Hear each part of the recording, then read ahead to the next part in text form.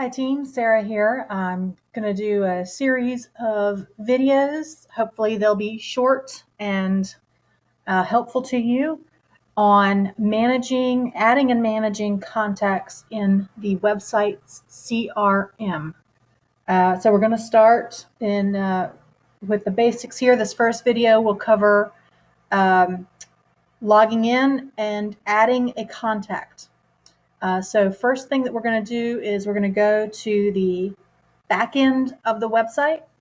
So there's the front end of the website, and that is where consumers go, where website visitors go to search for homes and find resources. And then the back end is the admin side that you will use in order to access and manage your contacts. So the website is fivecountyspecialist.com. You can see it comes up for me already. fivecountyspecialist.com/admin, ADMIN, and that's what will take you to the back end of the system. Okay, that brings you to the login page. If you have not already done so, I think probably everybody has at least logged in. But if you haven't done so, or you haven't done so in a while, and you have forgotten your login credentials, that's okay. Your username is going to be the email that you gave me when your profile was set up. It's probably going to be your FM Realty email.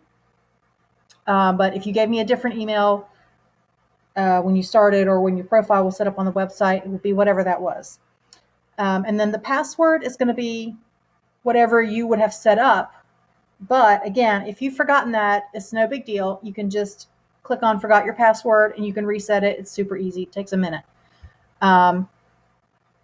I'm going to do this. I'm going to get started here as one of my users that will have the same access as you. So log in. Okay. You'll be able to see a lot of stuff on the left-hand menu here, most of which is not going to apply to you and you won't be able to access. What we're going to be working on is the CRM, and that is the Client Relationship Manager. That's over here as contacts and forms. So if you click on that, it'll bring you to the list. And of course, I haven't added any yet, so I don't have any in my list. If you have not already done so, you're going to want to create a practice lead for yourself. Just use your information and your email so that you'll see, what clients are seeing or leads are seeing when you set them up. So I am going to add a contact.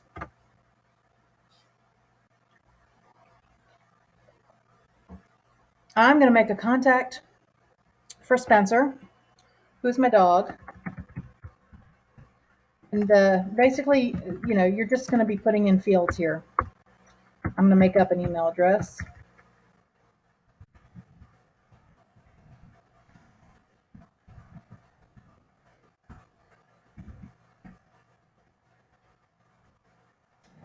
So I've got form fill here. I don't want to use that. It's going to put in fill everything up. It's whatever. It doesn't matter. He doesn't have a job or a cell phone, so none of that applies.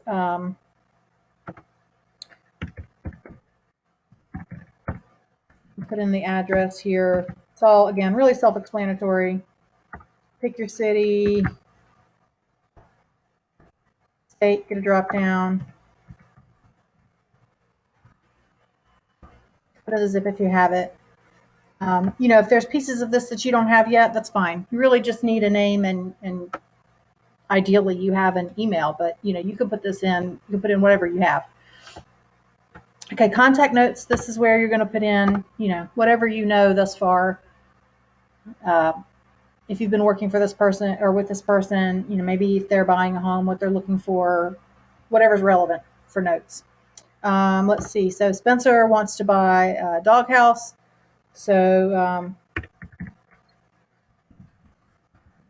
he's a first-time buyer looking for a new doghouse. Below that, you can add social media. So I don't have anything for that ready, but if you wanted to say put in their Facebook profile, that's probably the most likely thing. You can go to Facebook, find them, pull the address from the address bar. That's this right here. Okay, you would just copy and paste that into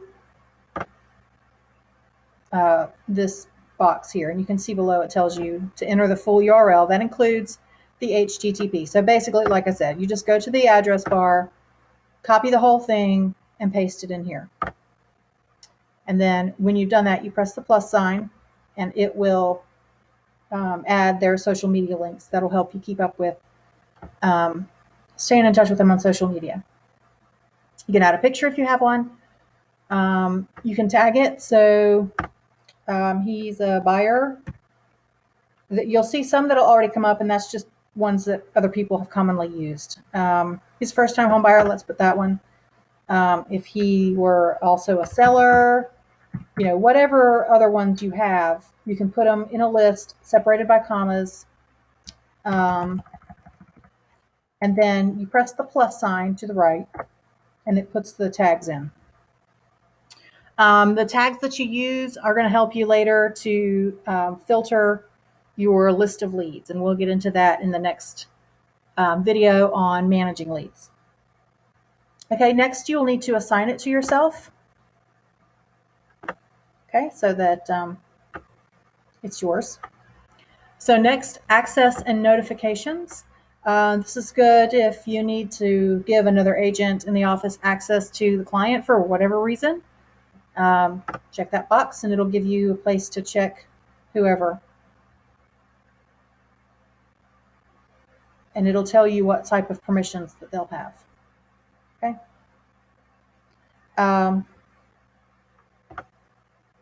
And then you can tell it to notify users, whoever, by email when notes are added. So that may come in handy at some point as well. Next, calendars and to-dos. So calendar's really good for things like, we'll do one here. If you wanted to put in a birthday,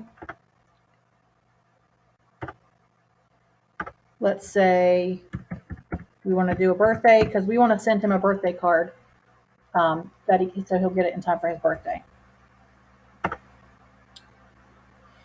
So let's put it as a future date. That makes sense. So I don't know. Let's do the 1st, April 1st. You can pick a time if you need to.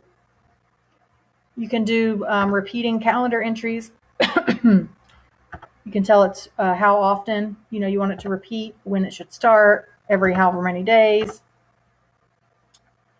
ends at a certain time. So this would be yearly, but all right. So then you can also add a reminder. And so let's say, again, our birthday scenario, we want to send him a birthday card.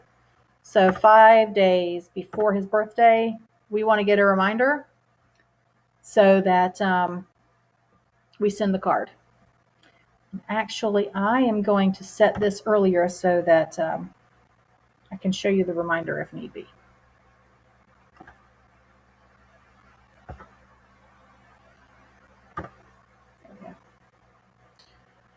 We'll add calendar entry. And later when we go to manage, it'll show up. Add a to-do, very similar, but it's a little bit different here. So you pick yourself or whoever it's assigned to, put in a description, blah, blah, blah. Add a due date if you need to.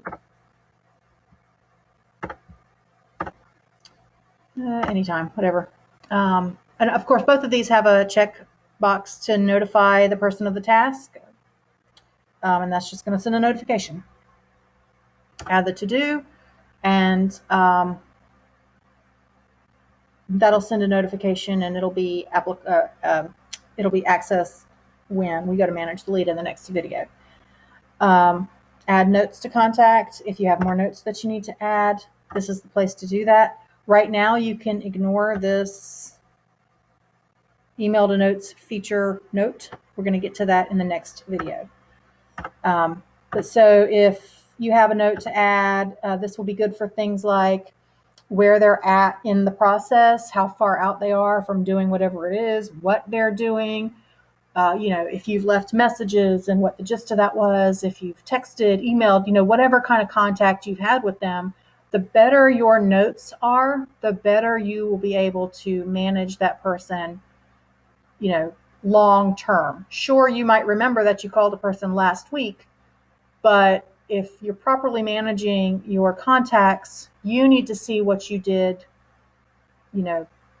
long term. You need to be able to go back and say, oh, yes, this is what I did and this is what was said, even months from now.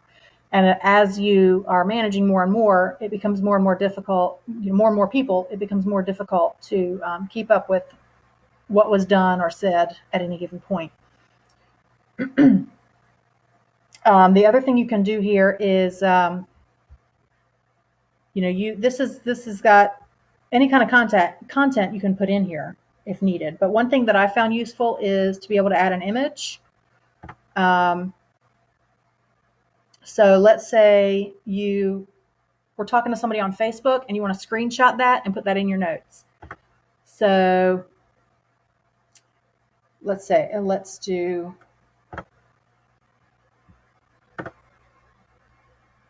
so this is probably going to give me a problem because I already did this one, but this is a screenshot that I have from an earlier person who contacted via a Facebook private message.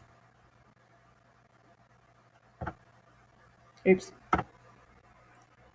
Okay, upload, close it, insert it into your post. Okay, you don't have to worry about really any of this for a screenshot. So there's the screenshot with the conversation that I had with that person on Facebook. So rather than sitting here and, typing that out, a screenshot is honestly just a lot easier. And you can put that in there.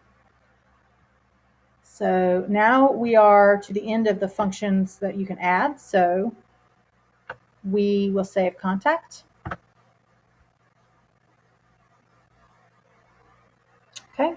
So now you can see all the things that we added that we put in when we added the contact. Here's the screenshot we added.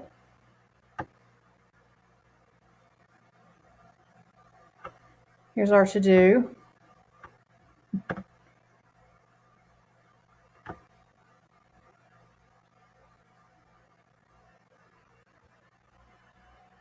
Okay. So now the next video we will cover managing your leads. So thank you for watching this first video on adding a contact. If you have any questions or you run into some issues, please feel free to email me at trianglereva, that's the word triangle, and the letters REV as in Victor, A as in Apple, trianglereva@gmail.com. You can send me a quick email and I will do my best to give you a hand. So thanks for watching, and next you're going to want to watch how to manage contacts.